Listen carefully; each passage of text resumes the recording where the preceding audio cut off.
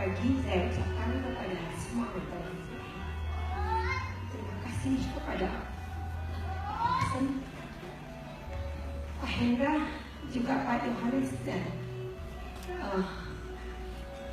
sponsor saya langsung Ibu Selvi Krisnawan.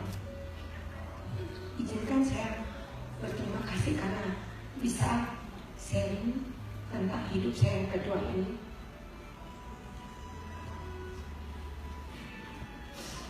Terima kasih saya ucapkan kepada suami saya yang hadir di sini, juga seluruh keluarga saya yang mungkin nanti akan mendengarkan ini, anak-anak, dan terlebih lagi kepada Tuhan Yesus yang mengizinkan saya untuk hidup yang kedua.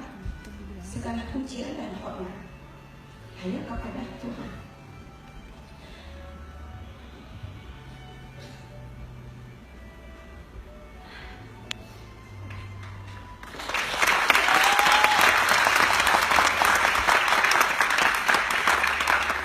Saya mulai dari cerita sakit saya tahun 2016.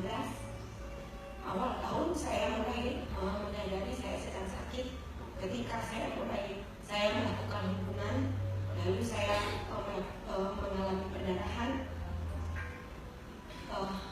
Suami saya shock karena perdarahannya cukup banyak, tapi saya menenangkan, saya bilang, oh nggak apa-apa, mungkin hari. Jadi kita abaikan dulu, saya biarkan. Tapi ternyata 2 minggu kita biarkan, sakitnya nggak hilang,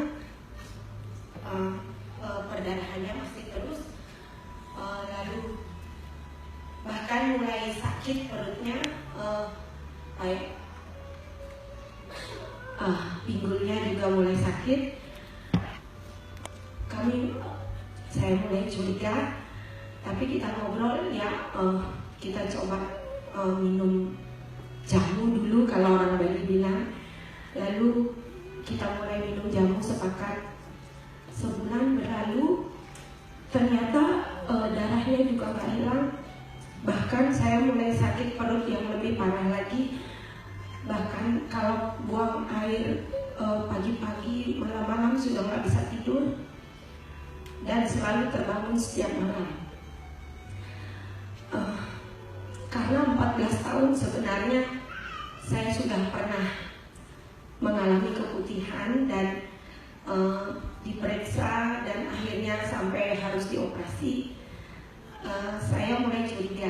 Waktu itu setelah operasi memang dokternya menyebutkan atau menyarankan setiap 6 bulan ibu harus pap smear dan melakukan pengecekan. Tapi saya nggak pernah melakukannya, saya abaikan dan saya beraktivitas seperti biasa.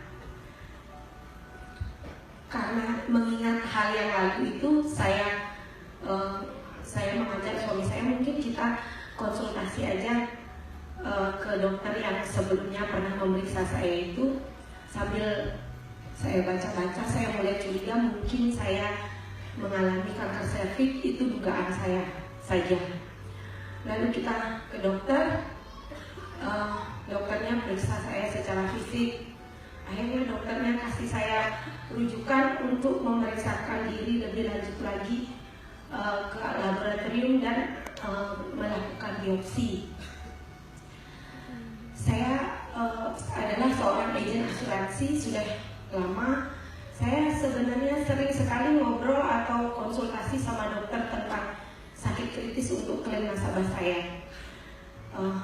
Waktu itu saya langsung tanya sama Pak Dokter, kan udah tahu saya, boleh saya tanya jujur aja, apa benar saya mengalami kanker serviks stadium lanjut? Saya tanya begitu sama dokternya. Lalu dokternya bilang, ibu ini kan baru gejala fisik, jadi makanya lebih baik kita periksa lebih lanjut supaya kita tahu stadium berapanya. Begitu dokternya menenangkan. Oh gitu ya Pak Dokter, terima kasih. Lalu konfirmasi dari dokter itu bagi saya sudah cukup. Setelah itu saya balik, saya pulang, kita berdiskusi berdua sama suami. Kita berkeputusan tidak akan melakukan pengobatan secara kedokteran. Bagi saya sudah tahu bahwa beberapa nasabah saya mengalami seperti saya dengan gejala-gejala seperti saya, tidak pernah lewat beberapa bulan sudah lewat, jadi nggak pernah bertahan lama, setahun tidak bertahan. Saya merasa nggak mau mengakhiri hidup saya dengan rangkaian kemoterapi yang berat, karena saya sering melihat nasabah saya itu berat sekali melewati hidupnya dan masa akhir hidupnya akan menderita sekali. Jadi saya minta supaya suami saya ikhlas, tolong saya jangan dibawa ke dokter, kita tunggu aja waktunya, nanti kalau sudah sampai saya nggak bisa menahan rasa sakit baru bawa ke dokter untuk menghilangkan rasa sakit saja. Begitu akhirnya sejak bulan Mei 2016 kami mengambil keputusan melakukan pengobatan secara herbal saja. Jadi waktu itu saya minum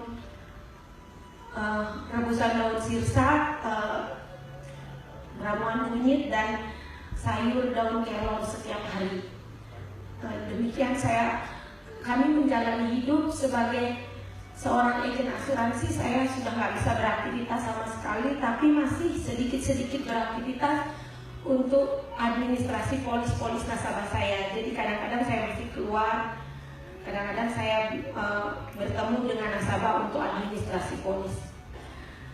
Cerita pertemuan saya dengan MCA ini dimulai dari ketika waktu itu saya ke Jimbaran untuk administrasi salah satu nasabah saya. Biasa saya pulang dari nasabah, saya ngidupin aplikasi Grab. Saya ngidupin aplikasi Grab yang atas nama suami saya dengan tujuan kalau saya bisa ketemu orang baru untuk berkenalan dan dipresentasi asuransi, atau hanya bisa kembali ongkos bensin aja. Ketika itu Bu Silvi Krisnawan order saya dan kita bertemu, beliau sharing soal turbo. Saya nggak ngerti, tapi saya akhirnya merasa itu bagus dan kita ketemuan, janjian sama suami, dan suami saya akhirnya singkat cerita mau beli turbo. Dari situlah kita berteman dan berteman di Facebook.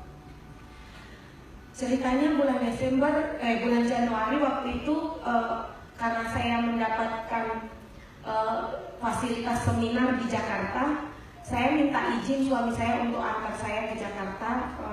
Suami saya memang nggak pernah, sejak saya sakit dia nggak pernah menolak saya, dia berusaha selalu mengikuti permintaan saya. Jadi dia antar saya ke Jakarta walaupun saya sakit.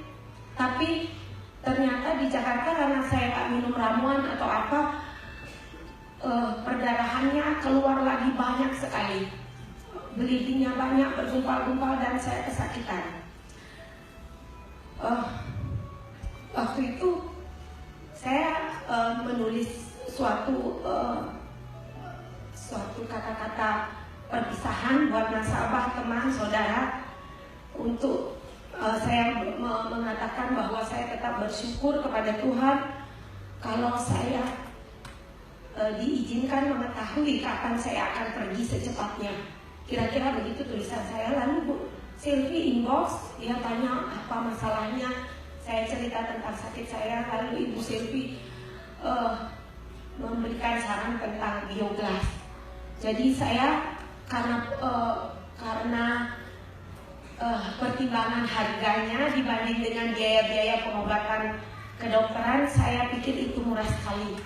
Lalu saya langsung beli tanpa pertimbangan sama suami. Akhirnya saya beli, saya transfer, barangnya datang. Jadi saya sudah member waktu itu, tapi nggak terlalu memperhatikan itu. Waktu datang barangnya, suami saya, seluruh keluarga saya nggak percaya, ada negatif semuanya. Tapi saya hanya pertimbangannya saya pakai terus karena saya udah beli. Semua hal-hal yang saya coba sebenarnya ini kan juga nggak ada harapan. Jadi saya cuma pakai aja karena saya sudah beli, saya pakai, saya minum glukola, saya alirkan airnya 30 kali, saya minum setiap hari. saya pasang bioglas di seluruh tubuh saya.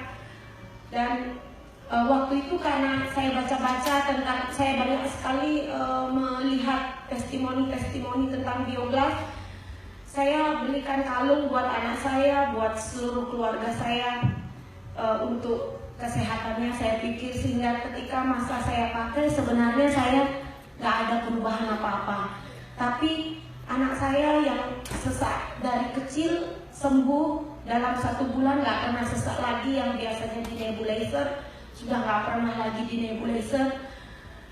Lalu bapak saya, orang tua saya yang kanker prostat yang sudah selalu pakai kateter itu mulai bisa lancar lepas kateter. Suami saya sering sekali rematik, mengeluh, sakit-sakit, kok nggak pernah ngeluh lagi. Awalnya 3 bulan pertama dia nggak percaya, sekarang dia mulai percaya. Lalu dia mulai bikinin saya galon untuk airnya, dan kira-kira bulan Mei tiba-tiba saya mendapati sedikit demi sedikit sakit saya yang setiap malam, mata saya yang setiap malam berdarah. Waktu saya sakit itu saya nggak ngerti, setiap malam mata saya berdarah, keluar darah aja gitu. Jadi matanya udah nggak pernah berdarah lagi, sakitnya sudah hilang. Lalu bulan Mei itu saya dapati saya udah nggak pakai softpack lagi, jadi bersih darahnya. Lalu saya bilang sama suami saya bilang, saya panggil dia Aji, mama udah nggak berdarah lagi. Oh iya, pantesan kok sekarang nggak pernah minta di rolling atau dipijat, karena biasanya setiap malam saya nggak bisa tidur, saya selalu bangunin dia. Dia elus saya dulu, pijat saya sampai saya bisa tertidur, baru dia tidur. Itu yang membuat saya baru menyadari, oh ya sebenarnya sedikit demi sedikit ada perubahan. Jadi saya nggak menyadarinya. Akhirnya sejak itu saya mulai hidup normal, saya bisa beraktivitas lagi, dan saya ingin memberitahukan kepada banyak orang tentang bagaimana kita bisa sehat dengan cara dan dengan harga yang murah sekali. Sehingga sebenarnya saya mulai melakukan bisnisnya ini dimulai dari saya ingin sekali banyak membantu orang. Sejak itu saya banyak sharing, dan dari sebenarnya bukan karena penghasilannya ya, karena ternyata dari penghasilannya yang kecil-kecil 200.000 demi 200.000 itu, waktu saya trace back sampai sekarang ini sudah lebih dari 100 juta penghasilannya yang saya terima. Puji Tuhan, saya juga bisa hadir di sini, pergi cruise bersama suami saya. Seharusnya bisa sama semua anak saya karena saya dapat 6 tiket.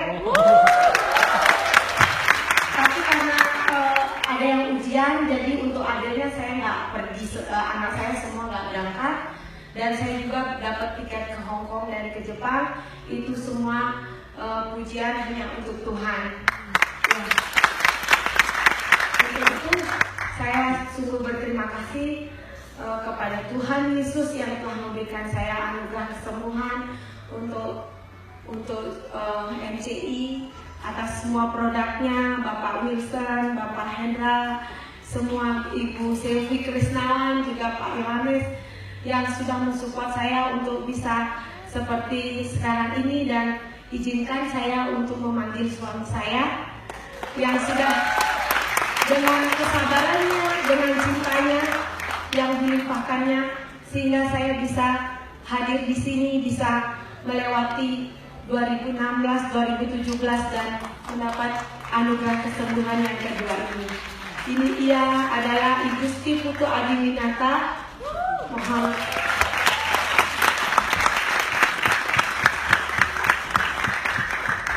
untuk hidup saya yang kedua ini, saya ingin persembahkan untuk semua orang-orang yang sakit yang harus terbantu, dan untuk itu kami ingin menyanyikan sebuah lagu.